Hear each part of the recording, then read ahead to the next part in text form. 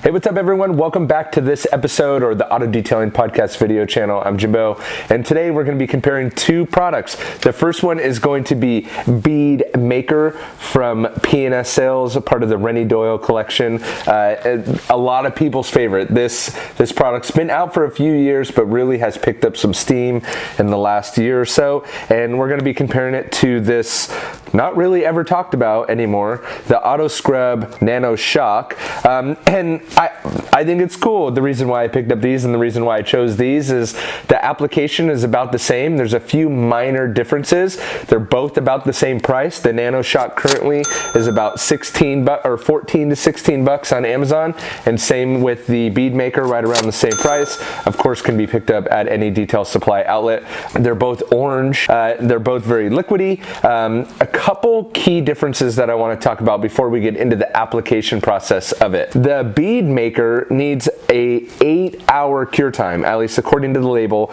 It does say that let the product cure for a minimum of 8 hours to achieve maximum performance, right there on the back of the bottle.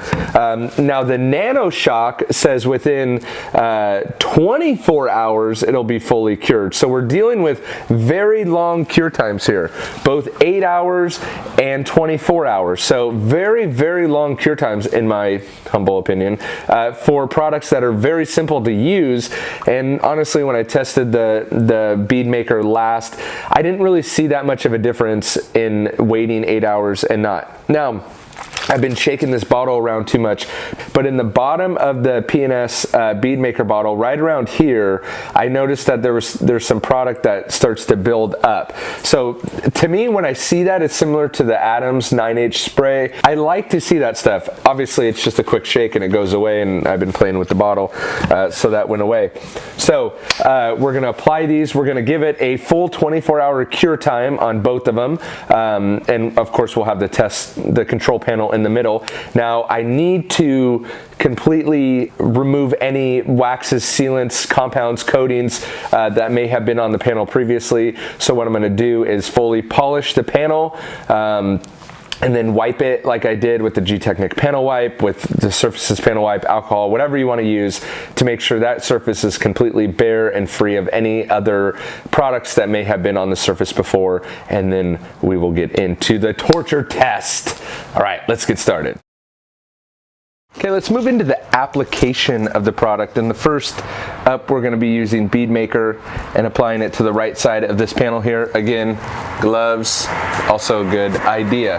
So Bead Maker, they want you to saturate the panel. So this panel has been polished, compounded, wiped with the panel wipe, completely prepped, free of any scratches or anything like that. So that, I think, is way too much product, but that's how they want you to apply Bead Maker. And the reason why I chose the Nano Shock to go with it, and I think it'll make a lot of sense once I start getting to the Nano Shock application. But the Bead Maker, I think one thing that's made it such a popular product is the ease of application, and obviously the results to some extent. Right underneath the towel, so that my initial thing is it smells very good, very pleasant. I have no idea what that smell is, but it does smell very good. Goes on very smooth, makes the panel incredibly slick right away. So this will be Bead Maker side. All right, so I'll move this towel over, and I'm trying not to get any cross-contamination. So on this side, we're going to be using the Nano Shock. And here, I want to point out the, if you read this top paragraph right up here, the camera's having a little bit of a hard time picking it up. But if you read this top paragraph, and I could read it to you if you want, it sounds, if you read it without a label, it would sound exactly like Bead Maker is. So because of that last statement, so whether it's Bead Maker or another product, any product that you can protect your car in 20 minutes is a huge win for me. So the Rennie Doyle Double Black Bead Maker needs 8 hours to cure. The Nano Shock says it's best to wait for 24 hours. So that's exactly what we're gonna do. We're gonna wait 24 hours. It does not talk about the application process for the Nano Shock. So what I'm going to do is, because it seems like they're such identical products, I'm going to apply them exactly the same by saturating the panel. And even more, I'm smelling it. That's what that was. I'm not dying on you guys. That is also a very pleasant smell. Same, consistent with the theme, kind of tangerine-y, orangey. So the application very much the same as the bead maker. Goes on, maybe not as smooth. Oh, there we go. So as it starts to dry, that seemed like too much for this product as well, but I wanted to make the application nice. And again, maybe we're just going to find an alternative to bead maker if you want to just try something else. The smell is, they both smell very good. I would say the Nano Shock has a stronger tangerine smell, a stronger scent, but they still are both very, very pleasant. So, and under the light, I mean, it's very difficult to tell, especially on camera, but initially it doesn't really look like one is shinier than the other. So I'm gonna give this a full 24-hour cure, and we will come back tomorrow and do the torture test.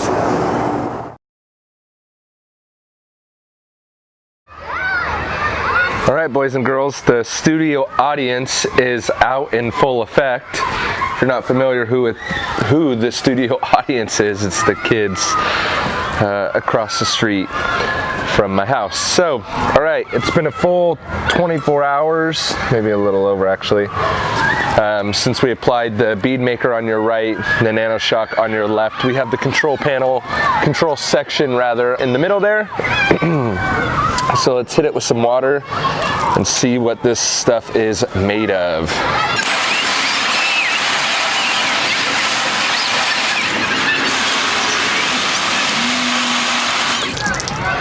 All right, so actually, very, very interesting. Bead maker actually produces less beads than the Nano Shock. So, and that's why I switched. If you saw, I kind of danced around the camera a little bit, and I was spraying the water from this angle, and I was seeing that the Nano Shock was beading actually significantly more. So I thought maybe my water angle was off, and that's why I started to go around from this angle. So, but as you could see in the initial test, the Nano Shock is beading water better than the bead maker, okay? Again, I don't know. So let's dry this off and throw some chemicals at it.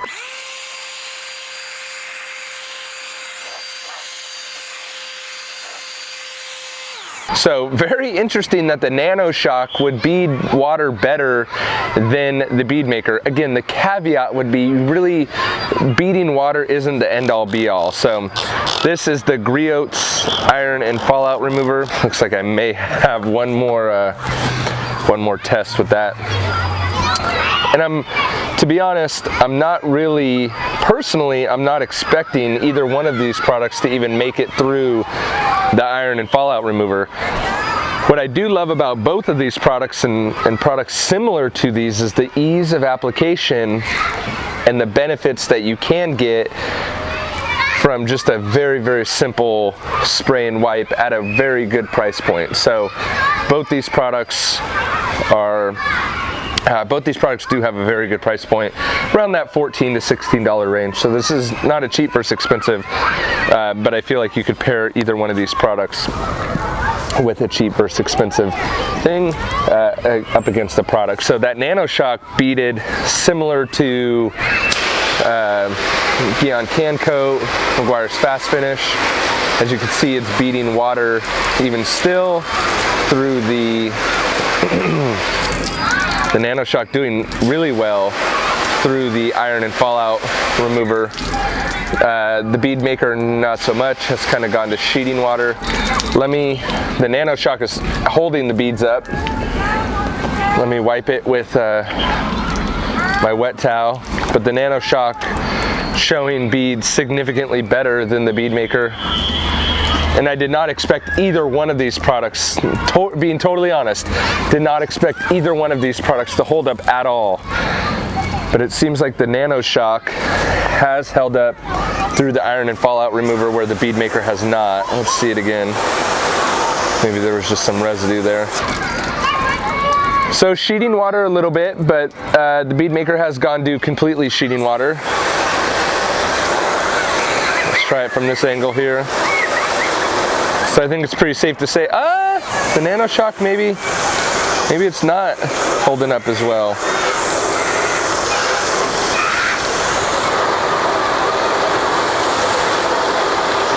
Okay, so wow, right there you go. That'll show you right there.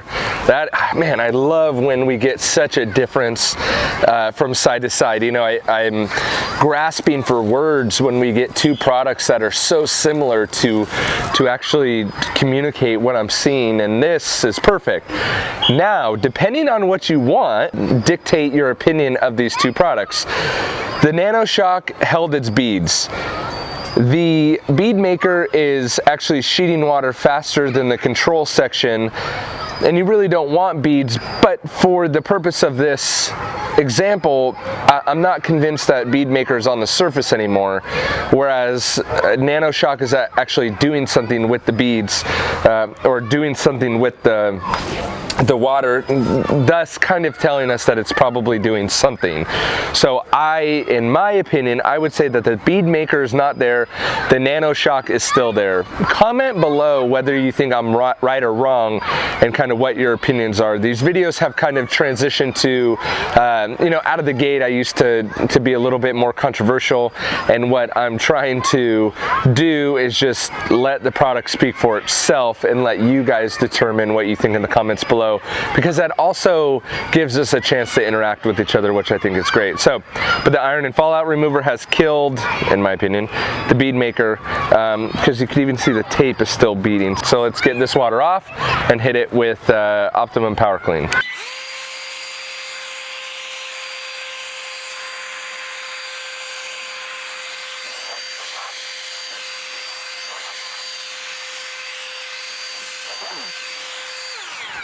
Now we will hit it with the Optimum Power Clean. I'll spray the Nano Skin side first, let it sit on that a little bit longer, I guess.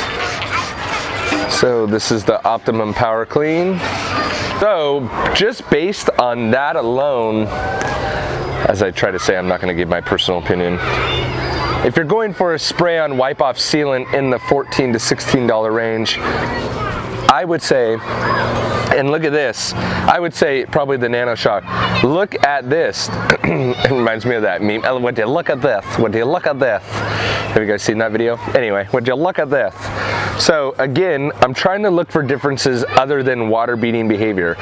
If you look at the control section, excuse me, when you spray Power Clean, nothing is happening. The Power Clean is sitting directly on that surface. The similar thing is happening on the bead maker side. The Nano Shock side, and I hope the camera's picking this up, it's fighting off the chemical. You see that? Like right around here, how you can see it fighting off the chemical right there, whereas on the control panel side and let me take a look a little bit. It looks like the bead maker's kind of trying to do it. Okay, the bead maker's trying to do it right here. It's kind of trying to do it, but it's definitely different than the Nano Shock side. So let's rub it in. I think we've let it set up long enough there. All right, so there's the Power Clean. Let's see if the, let's rinse off the residue here. See if we have any difference. What I like about the Power Clean is it doesn't seem like there's as much residue. Okay, look at that. Nano Shock holding true. Wow. So now we're entering the realm of ice spray wax, turtle wax, ice spray wax. Let me wipe it with a wet towel. But we're definitely entering a different realm with this Nano Shock. Very, very impressive. Very impressive. I mean, let's be honest, the turtle wax ice spray wax still has it from a price points perspective. All right. Now that we've wiped off the residue, let's see what we're looking at here.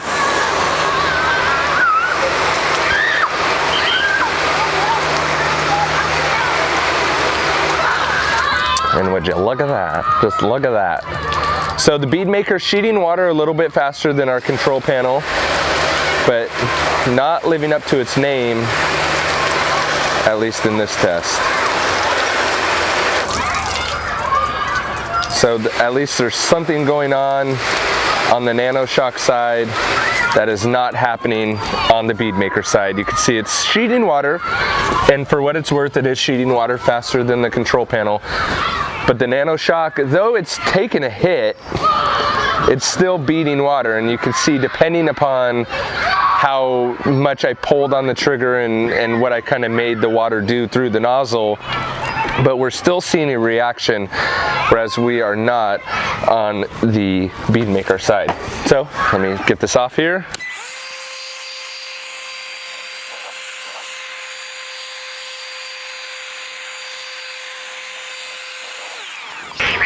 And a quick note, look at how much more difficult it is to get the water off the control section than either one of the sides. So I would say the control section is the hardest to get the water off. Bead maker comes in second place, Nano Shock first place. All right, let's move into the super clean.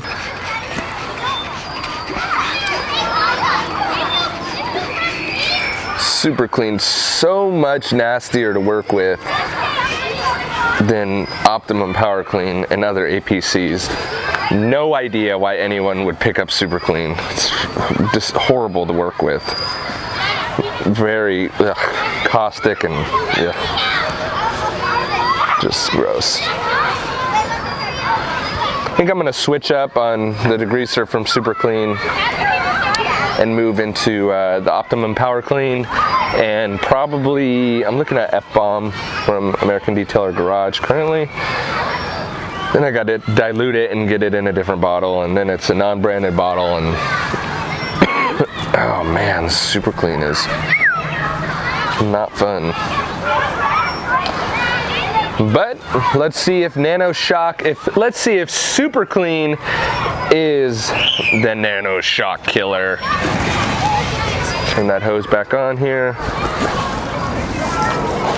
All right, let's see. Let's get this residue off first, huh? Ooh, I think we killed it.